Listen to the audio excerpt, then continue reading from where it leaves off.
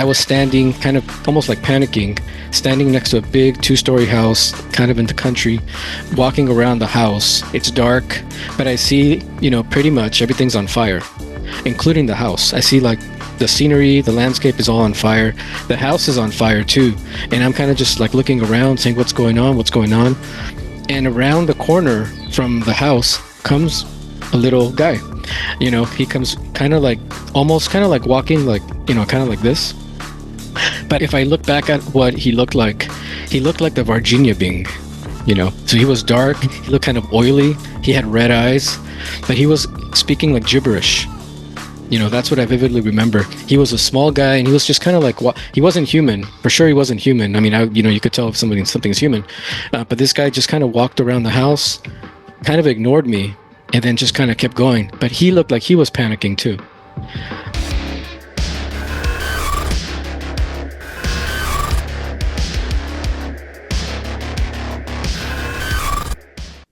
Welcome back. I am here with Juan, Planet Hunter 56 on Twitter. He is a prolific expert on UAP phenomena and is a very well-followed influencer on UFO Twitter, such as that is. The den of iniquity, veritable den of iniquity that exactly can become. But anyway, this is the first podcast I think you've ever been on, Juan. So first of all, I want to say thank you for allowing me the honor to host you. No and problem. Then second, I think we've talked a little bit about this before we went live, and I think your audience, we kind of just tailoring this to what at least I think you think your audience would want to know is kind of two things, right? And we'll start with the first one. What do you think the phenomena is? And then we'll cover disclosure related topics on the latter half of it. Yeah, so I think when I just came, like we were talking beforehand, I've studied UFOs or ufology, now, UAP. But, when I was growing up, listening to Art Bell, reading or watching the sightings, that's kind of what got me into UFOs. At that point, UFOs were always just spacemen from other planets that are visiting us. At that time, I didn't really have a good concept of the speed of light and the ability to travel, let's say, interstellar distances. That wasn't something that I even thought about. Is that even possible? But the further stuff that I read, such as like Jacques Vallée, or even more science-based stuff like from Kip Thorne in terms of like physics and black holes and how that works, maybe I begin to kind of expand my perspective into maybe we're dealing with something that maybe is nuts and bolts regardless, but it materializes, it demonstrates itself in ways that we think are probably interdimensional, or we were talking to projections, to use a term that Zilka has talked about, or Vallée. But I think ultimately, though, I think it's all, in my opinion, what is the phenomena? I don't think it's something spiritual. Maybe we perceive it as spiritual because that's just how we react to it. Demons, angels. I believe that there are demons and angels, personally, but I don't think that's aliens or, NHI. Maybe, but not in that category. Well, they're by definition they're by definition NHI, but not like alien, like non-terrestrial or extraterrestrial NHI. So. Exactly. Yeah. If you want to use that term, extraterrestrial. So I use that term a lot in stuff I post. I use ET just because when I think of NHI, maybe it's a little bit more all-encompassing. But so I think personally the phenomena is nuts and bolts, but it's so advanced that we perceive it as interdimensional, or maybe we even perceive it as, angels and demons, fairies, mythologies, a lot of ways that we perceive it. But I believe that it is nuts and bolts. And at the same time, because it is so advanced, it could impact our consciousness. We have that consciousness aspect, and you can't deny it also. There's so many cases of that. So ultimately, it might be just super advanced, some super advanced sentience. I like the term that Bob Bigelow uses, like a supreme consciousness. He uses the term consciousness, but I think it ultimately kind of loops back to something nuts and bolts at the end of the day. So that's kind of like what I think it is. Mm-hmm. So in other words, you think most, if not all of, you did acknowledge that you believed that entities such as angels and demons exist. So when we're talking about this topic, it sounds like you consider most of it, if it's associated with the beings that we're talking about, which would be what you refer to as ETs. Yeah. It is a technology and not necessarily like a spiritual thing. I think so. Yeah. I think so. It's hard for me to reconcile it. And I've talked to a few people in spaces, Twitter spaces, about this. Like, for me, I haven't experienced it per se, but I know people that have worked in this field very, very closely. Exorcism.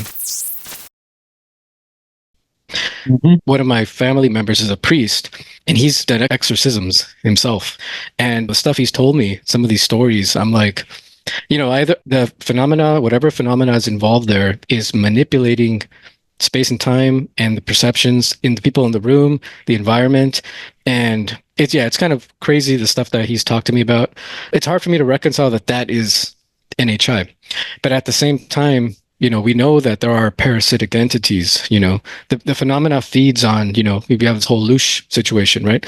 The phenomena feeds on negative energy, positive energy, such as the demon would, right? You have a lot of cases where, when you say loosh, for people who I think it's like a I think it's a Robert Monroe concept about the phenomena is attracted to people that are going through trauma, right? The phenomena loves trauma. I think John Keel talked about that too.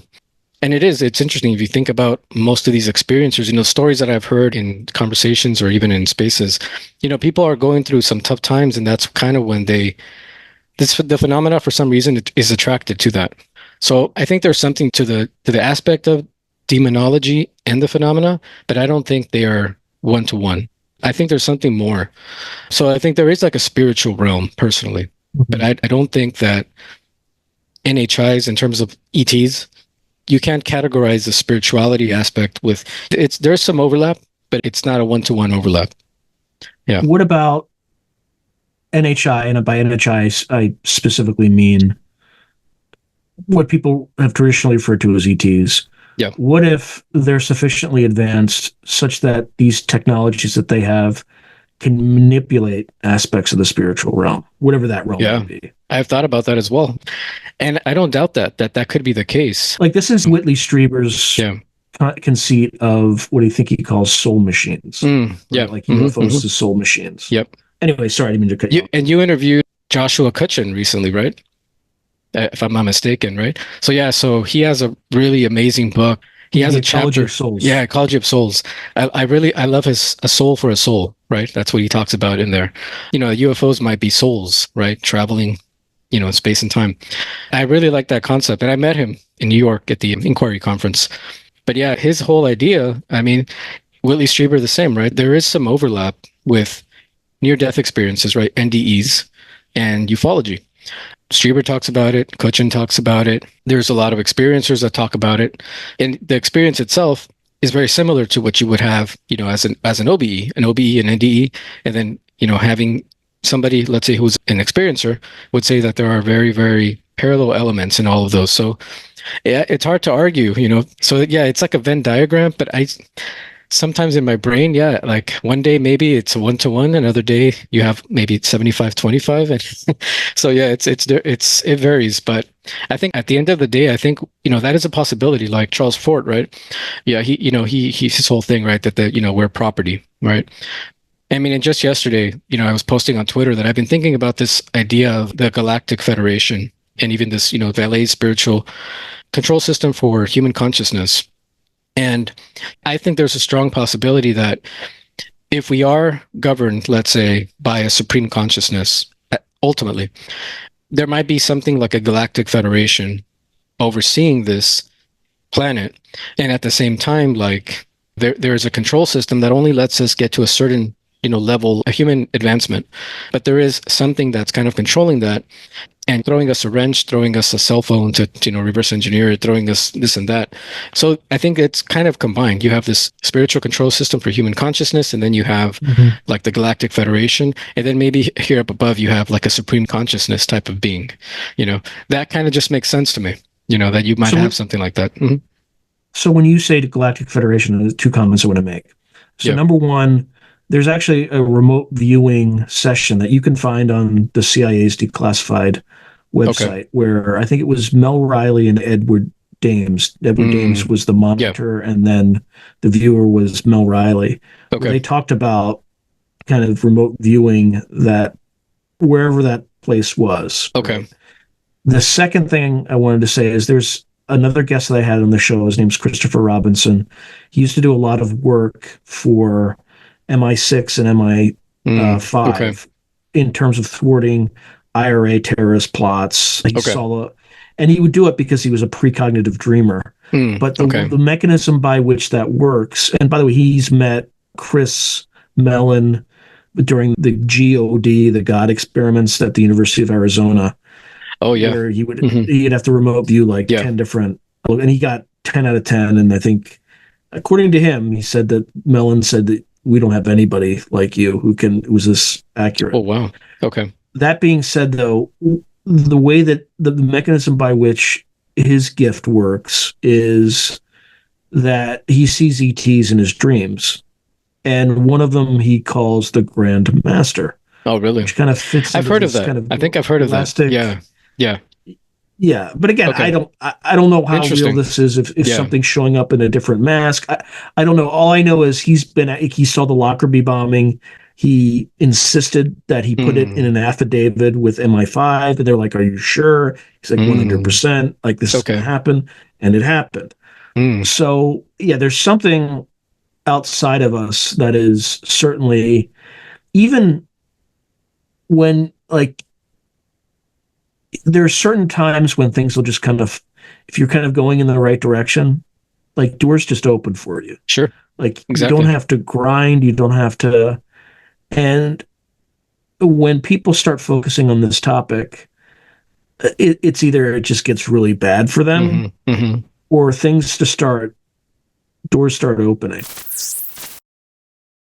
When the United States and China clash, the world will never be the same, especially when forces beyond reality threaten to intervene. What if the United States went to war with the People's Republic of China? How would these rivals fight for supremacy on land, sea, air, and across the stochastic streams of time? What wonder weapons would be unleashed? What horrors would emerge from the irradiated sludge of the South China Sea? What heroes would rise and forever change the course of history? Tread into the deepest and darkest dimensions of the multiverse, gaze through a kaleidoscope of fractured realities, and bear witness to the disturbing visions of World War III from today's greatest minds in science fiction, fantasy, and horror. Weird World War, China. Available now from Baen Books at Baen.com.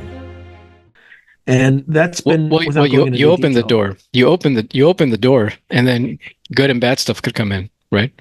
So it's not or, it's and. Once you open that door, I think.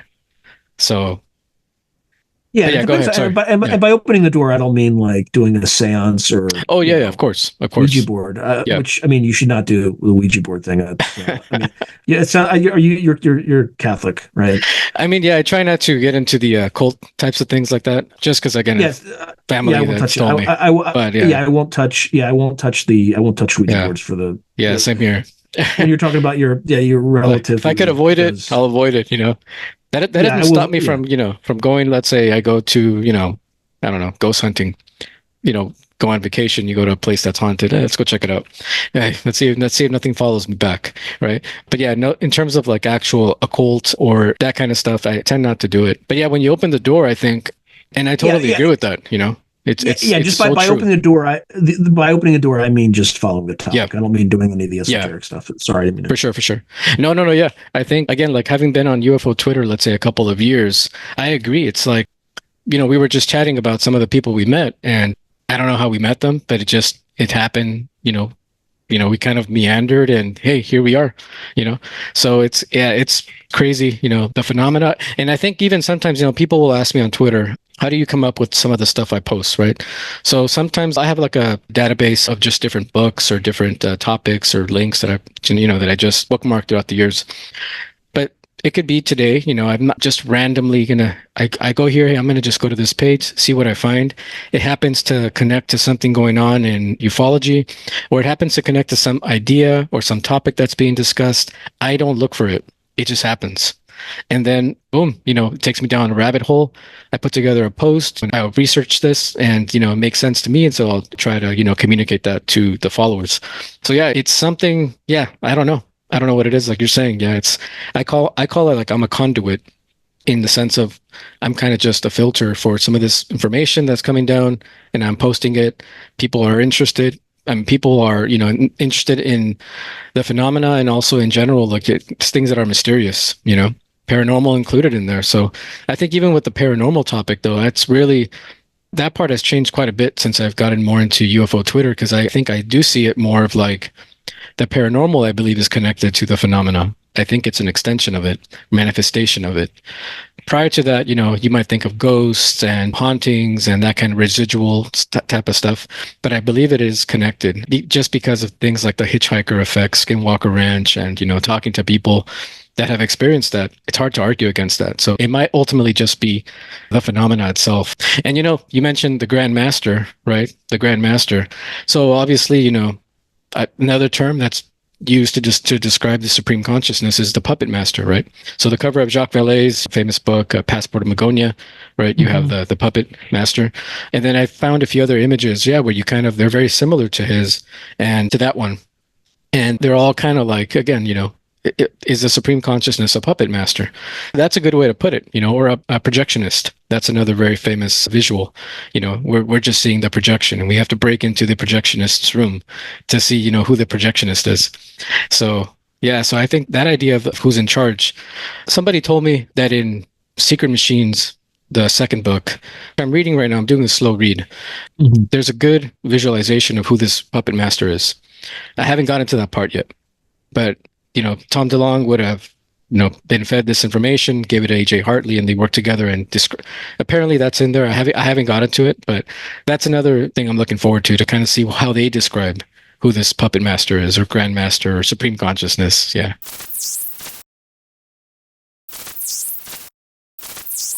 To advertise on Through a Glass Darkly, email throughaglassdarkly@gmail.com.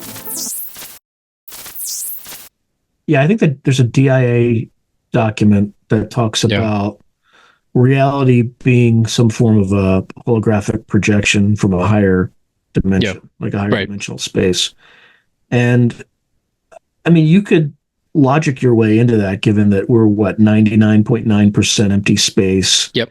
The matter is just works, built up to electrons, protons, etc., vibrating at certain frequencies. Yeah. And you can imagine a world in which, we're all vibrating at, I used to know this answer, but atoms vibrate at a certain frequency. Right. Molecules vibrate at a slightly different frequency. I'm not sure if it's higher or lower. It's probably lower rate. Right. And then as you extend all the way up, your DNA vibrates at a certain frequency. Sure. And it's almost as if you could imagine a universe where we're all attuned to a specific vibrational frequency, and it's just like turning a radio. Right. There are other stations that are happening at the same time. Yeah. You're just not tuned to it. So you could imagine other beings, entities being co-located in the same physical space if we're all, if the universe is some sort of kind of an information conduit, and you could just pack all of these frequencies, and then maybe sometimes there's just a resonance and a bleed over, and that's when we peek into a certain. Yep. Even if you talk about like these experiments that Steve Mera did, where they would have like a coffee cup, and then you could pick up the coffee cup, and then this discarnate voice would tell you, "All right, now put it down. Now try to pick it up," and they would pass their hand through it. Right. Right. And scientifically, you could probably do that by vibrating the frequencies maybe a lot faster, or vibrating the molecules a lot faster to make it like a gas, right? Right. Right. I don't know how you'd remove the heat, but there are probably scientific ways that a sufficiently advanced civilization could figure all this out. But I'm kind of the mentality that there's science behind this, but we don't understand the science. Exactly. And I think there's in the spiritual realm, I think there's a science, like there are rules, right? That maybe not necessarily predictable, but there's a science behind it that we just don't understand. I think so. I think if you even again talking about religion, right? Karl Marx, right? The opium of the masses. If you want to talk about that, there's those cases, where even on the spiritual side, ultimately it might all be science-based. It's interesting though that you mentioned about the discarnate voice though, because I'm not an experiencer per se, but I noticed that the more I get into the phenomena, like that's one thing that I have noticed, like I hear my name every so often. Seriously? It's kind of weird. Yeah. No, say more. This is interesting. Yeah. Yeah. So like, especially when I'm doing something, it's just crystal clear. I hear my name, or I'll hear, hey, and it's kind of crazy. I know like Kurt, John Mungle from Theories of Everything podcast, right? Recently talked about his hands, getting taken over. That kind of freaked him out, sent him to the ER when he was doing like, have you heard about that? Did you read that? I remember him talking about it briefly. Yeah. But my audience probably hasn't. Like, yeah, basically he talked about that in a video that he was writing an email, I think, and then he noticed like a voice talking to him, and then his hands were taken over. And he's a really like logical guy. Like I met him and he's like super, I mean, he's like a scientist, right? So he said he couldn't explain it. I mean, he went to the ER and he was trying to tell the people in the ER, hey, look, what's going on with me? Tell me something like medically based as far as what's going on with me. But he couldn't explain it. And I think that's kind of one of the reasons he's stepping back. But that's kind of happened to me, I'd say, over the last year and a half, where, I'll be doing something and then I hear my name. There's nobody in the room. Or I hear, hey, you, hey, Juan, So, and the more I get into studying the phenomena, I noticed the more it was happening. When I backed away, maybe for a week or two, it stops. So I don't know. I don't know if that's also, the phenomena trying to talk to me, but I think that kind of discarnate voice is a reality. And many other people that I've talked to have experienced the same thing. The more they get into this, other than just the synchronicities, So I don't know. Have you had something like that happen to you? Three things. I mean, my audience knows about this, but I'll just be quick about it.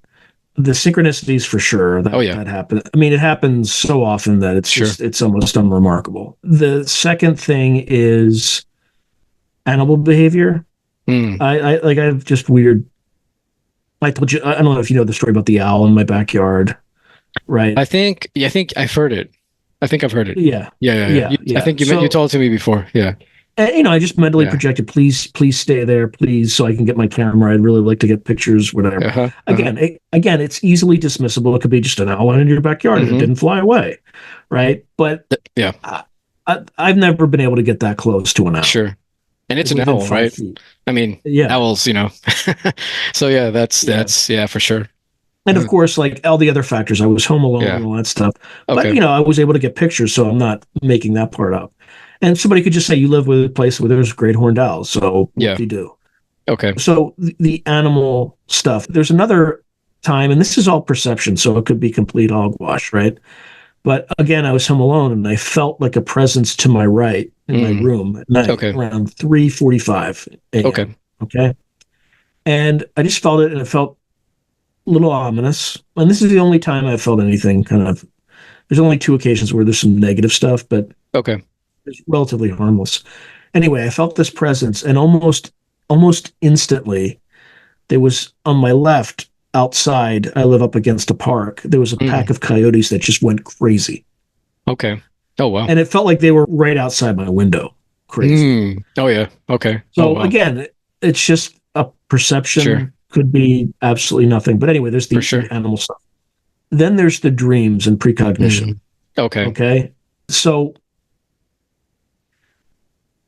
again, I had this random dream. Just it was Mitch McConnell. Whenever I dream of again, I'm not going into any politics. Yeah. That's funny. Why am I dreaming about Mitch McConnell? It's pretty random. But he's in his office wrapping figurines in wax paper and putting it in white boxes and kind of like annoyed. Like he was just like pissed off. Yeah. Right. And then, so I just write it down in my community tab on the YouTube channel because I just like, this feels precognitive. Okay. And, 5 months later, he announces he's stepping down as the Senate Minority Leader. So is that precognitive dream? I think so, but maybe not. Yeah. Somebody could argue, well, maybe you saw that he was kind of freezing at press conferences. And so, again, I just try to present facts and people can draw their own interpretations. The other weird thing that happened, and actually it's funny you mentioned that, I don't think you told me where you were living on the podcast, so I'm not going to, yeah, it's neither here nor there. But I also sometimes have dreams where I see words in the dreams that I've never seen before. Okay. And then I'll look them up, and then something really weird will come out of it. So I'll give you an example. So again, I put this on my community tab, anybody can read it. But I had a dream. It felt, it was like a labor strike in Missoula, Montana. Okay. Will there be a labor strike? I have no idea, but that's the dream I had. Mm-hmm. And at the end of the dream, I heard the word shamanus, which is not a word. You can look it up. It's not a word, but it's like shaman and then like US attached to it. So I don't know what to make of that. A prior guest told me it meant something in like Aramaic, or shama or something like that meant something in Aramaic. It meant like the beginning of, or you're calling, or something weird. Anyway, something. The second word though was more significant. I saw it in the dream, and it was spelled. It was Jabril, Jybril. Okay. Which you look it up, no such word. If you change the Y to an I, right, just the way it sounds, it is an Islamic word for Gabriel. Oh, wow. And so, so that the archangel Gabriel, and it said, the dream said something like, remember these words, right? And then it had these two things. Okay. So I look up the archangel Gabriel, and this is working at another level for you, but I'm not going to say why. Okay. The other thing is, so I look up the archangel Gabriel. It turns out that Gabriel is the patron saint of messengers, like telecommunications professionals. Okay. Like, oh, wow. So just weird, right? Just weird. Yeah. I don't know why I had that dream, but it was a word I never saw before. I look it up and it translates into something that does mean something. So anyway, those are the three areas. I don't want to go any more into it. And let me ask you, were you aware that there was this archangel Gabriel? Like there was a concept, there was a being, that there is, let's say, you were aware of that beforehand? Yeah, I was aware of archangel. Okay. Yeah, that there was an archangel Gabriel. I just was not aware of the word Jabril. Like I'd never seen that word before in my life. Right. Yeah, that's interesting. Just because, like in Pasolka's recent book, there was a case of a guy who, I believe he dreamed of the archangel, one of the archangels, maybe Michael. Or was it Michael? And had no idea, right? I thought about maybe that might be the case. That other word, though, I recently posted. I had a dream like that too. Oh, did you? Okay. Right after the Soul Conference. Oh, really? Okay. I mean, it's just it wasn't explicitly Michael, but I had a dream. Okay. It's just, I'm just going to say, I have no idea what it means. It's like usually a dream is just a dream. Okay. Right. But I had walked out of the conference and I had like these records, right? And I don't mean like music records. I mean like contactee records. Okay. Right. And in my right hand, I had a sword. And for some reason, like Ross Coulthart was in the dream. He's like, "Can I see him? Can I see him? Can I see him?" And I was just walking back to that parking garage that's right next to the kind of where the engineering quad was. But anyway, no idea what that means. But I dreams like that. Interesting. Those are the kinds of weird dreams I have that make no sense whatsoever. Yeah, I'd say a dream that I had, and I want to say that this was almost like a waking dream. And this happened maybe about a year ago. And again, it was one of those where sometimes I'll listen to a book and I fall asleep. In this case, I wasn't. I mean, I wasn't, nothing going into my subconscious or anything.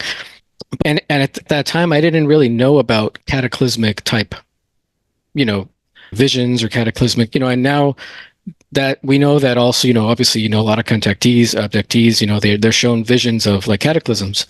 At that time, I wasn't too tuned into that. But I vividly remember a dream where I was standing kind of almost like panicking, standing next to a big 2-story house, kind of in the country, walking around the house. It's dark, but I see, pretty much everything's on fire, including the house. I see like the scenery, the landscape is all on fire. The house is on fire too. And I'm kind of just like looking around saying, what's going on? And around the corner from the house comes a little guy. He comes kind of like walking like, kind of like this. But if I look back at what he looked like the Virginia being, so he was dark. He looked kind of oily. He had red eyes, but he was speaking like gibberish. That's what I vividly remember. He was a small guy and he was just kind of like, he wasn't human. For sure he wasn't human. I mean, you could tell if something's human.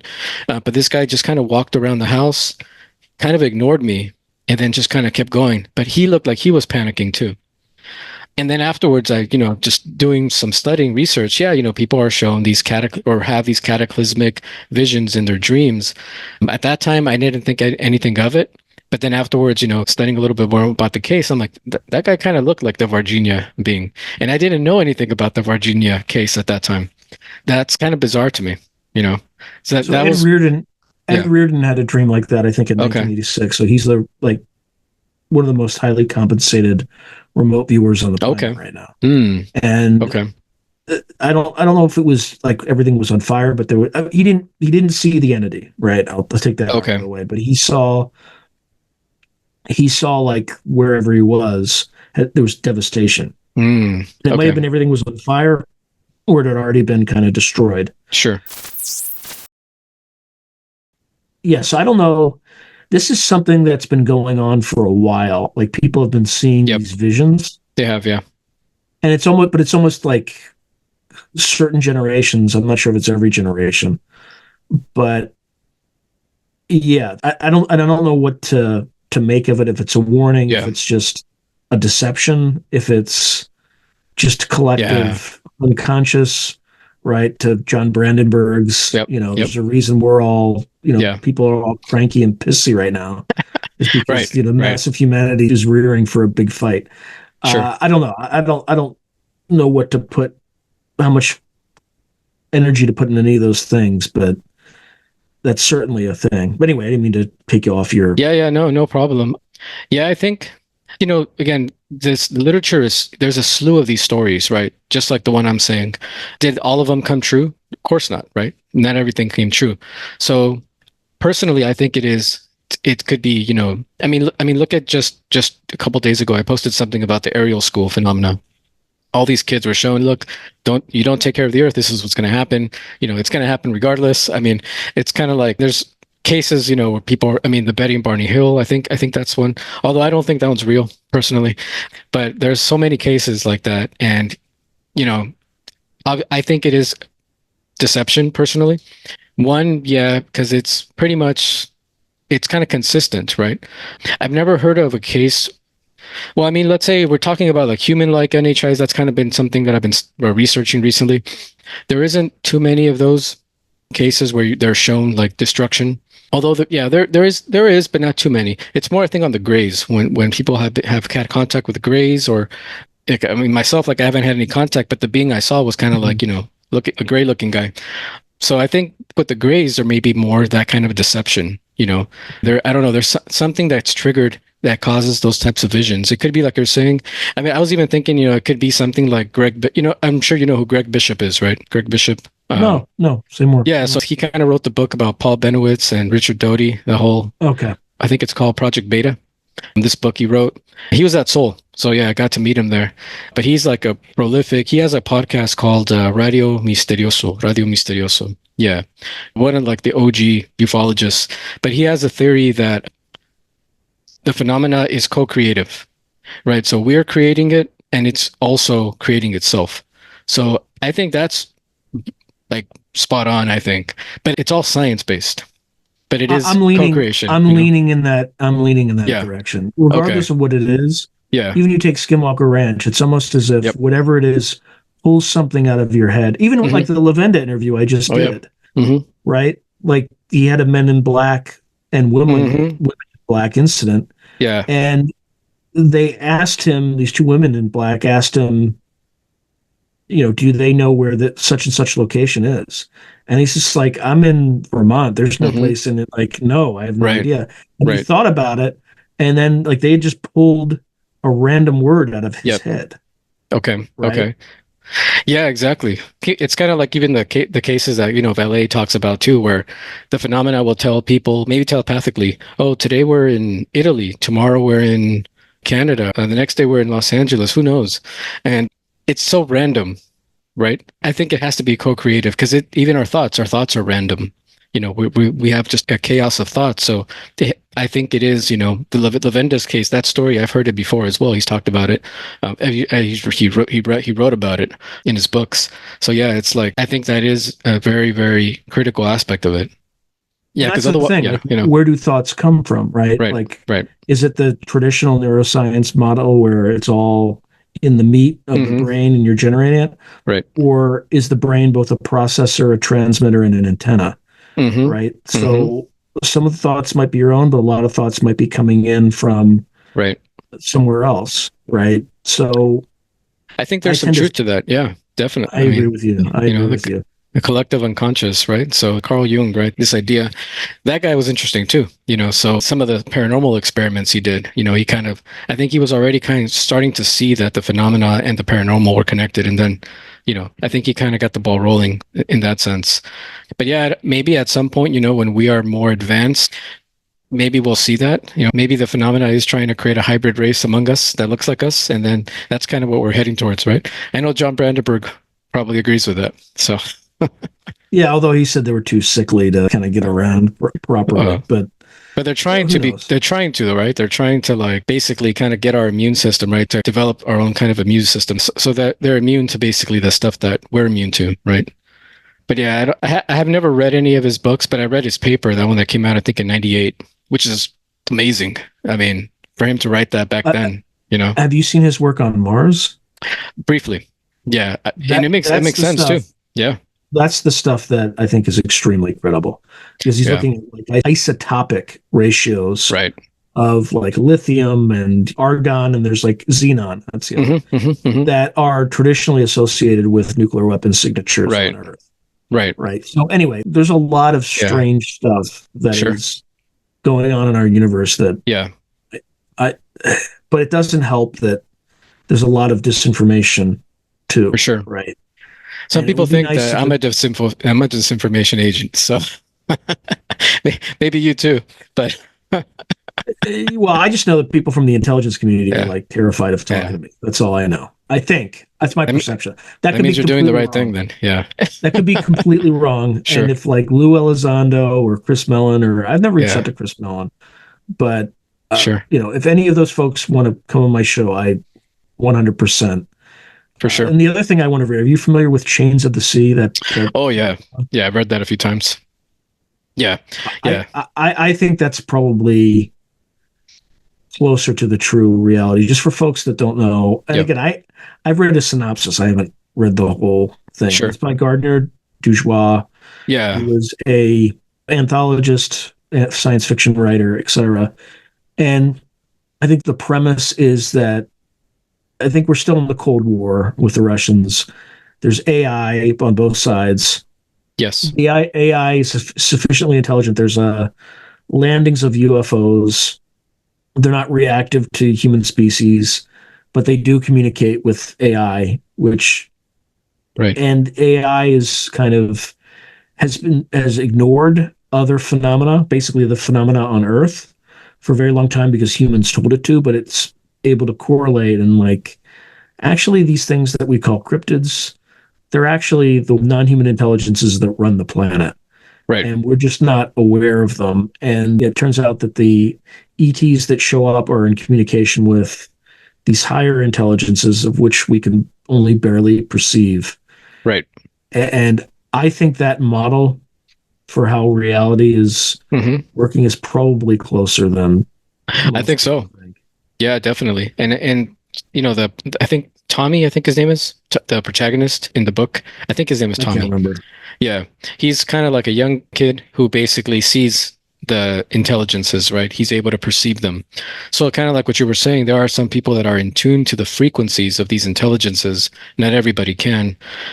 At times I feel myself even, I've had those feelings where even, when I'm working on a computer or I'm riding on my treadmill or watching something, I kind of have this feeling where, I kind of somehow tune into something and I feel a presence, like something triggers in my brain.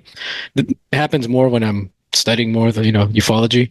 Maybe I might be able to like flip through something electronic. It has to be something electronic. So like I didn't even touch the remote on my TV, but the channel moved. I didn't even touch my keyboard, but my page, it navigated somewhere else. I didn't touch it. So it's kind of like that happens often. And it's kind of like, again, I don't know if because all of a sudden, maybe my brain waves or something tune into whatever frequency is controlling, the electronics around us. So I think it is. And that book is a clear example of that. I've always thought maybe that, obviously Lou Elizondo talked about it, gave him the idea.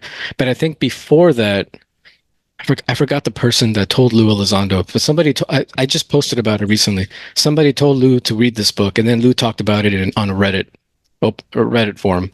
But yeah, I think it's a really good book. I think anybody who wants to read that one, and then The Crypto Terrestrials by Mac Tonys. Have you read that one? Yeah. I haven't read it, but I'm familiar with it because he's not around anymore. Right? No, yeah, he died young. Him and Nick Redfern and Greg Bishop, they were all really good friends. But yeah, that one, if you want to know, it's kind of like the nonfiction side of Chains of the Sea. I'd say. You said Nick Redfirm the second time. What do you think of?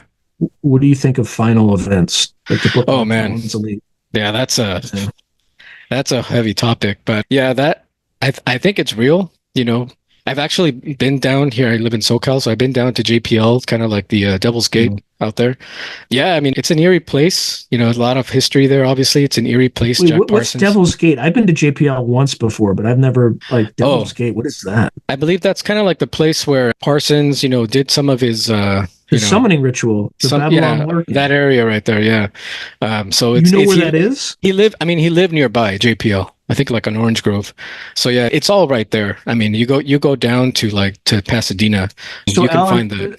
Yeah. I don't want to freak out the audience, but Alan Greenfeld said that there's a portal there and it's still open. Yeah. They didn't perform the ritual properly, so they didn't close it. Again, some people take it what you will. Yep. Take it what you will. I don't I've never had any crazy experiences that would verify or condemn this particular thing. But I do know that the guy virtually invented the U.S. rocketry industry. Yep. And by the way, the Germans were doing the same thing with Maria Orsic and the Vril Society and all that channel. That's right. Like that. And getting technology from that. So it's hard to argue against like the esoteric origins of modern rocket development because it is true. I mean, you're saying the Germans and then obviously with us. So and the Russians too. And the Russians, exactly. So, and I think even Pasulka, I think, talks about it in American Cosmic, but I think she even talks about like this idea called I forgot the term cosmism, where I mean, even this guy Tyler D, right? Like these people that are developing these very advanced technologies for rocketry, they were in tune with something. Maybe a cult, maybe not.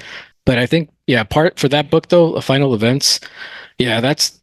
I don't know. There's a lot of controversy on Twitter on that one. Some people think that that basically started the whole movement. It opened the portal, right, 1947, and then Roswell happened.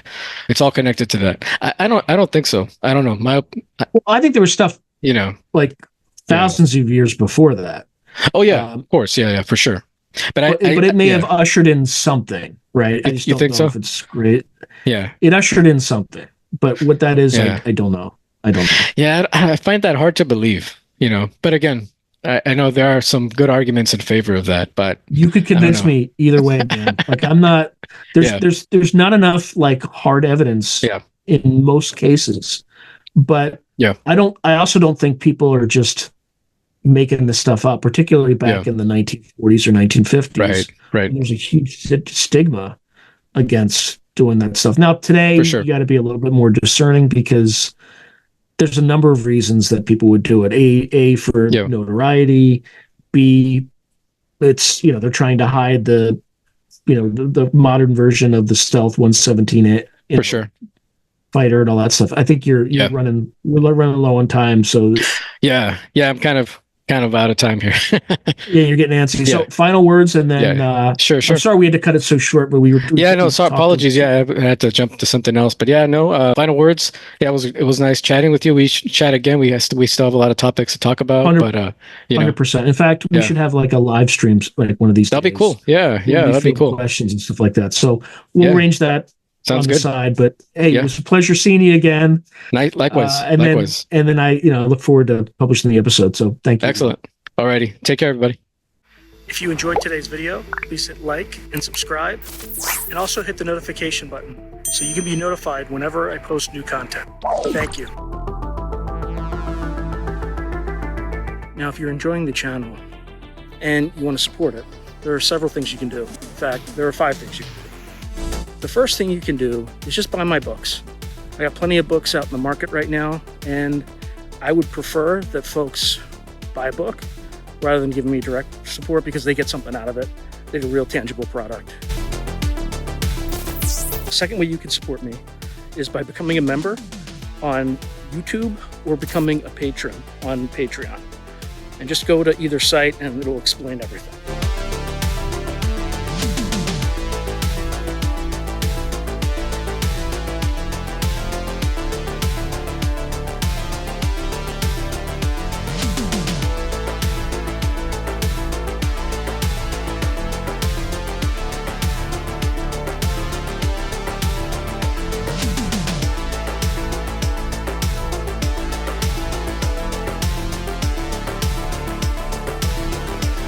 The third way you can support the channel is by checking out my merch site, which is here. There's plenty of stuff that you could get to support the channel. And I'd appreciate that you have it and you can wear it. Not only do you help support the channel, but you also help promote the channel, and I appreciate that. The fourth way that you can support the channel, and this is really easy, is anytime you want to buy something on Amazon, literally just go to the description below and click on any link, literally any link. The channel gets a cut of that, and it costs you no extra money. You just go through the link, as I'm part of the Amazon Affiliates Club. The fifth and final way you can support the channel is through donations. Now, I don't prefer these because it's more of an expression of gratitude, but you don't really get anything out of it as a subscriber to the channel. However, if you decide to do these options, there's two options. There's Buy Me a Coffee, which is a separate site, and there's also, you can go through YouTube with either a super chat, super sticker, or a super thanks. Again, I prefer Buy Me a Coffee because that organization takes less money than Amazon does. But either way, I appreciate any support you are willing to give the channel. So thank you very much, and keep watching. I really appreciate it.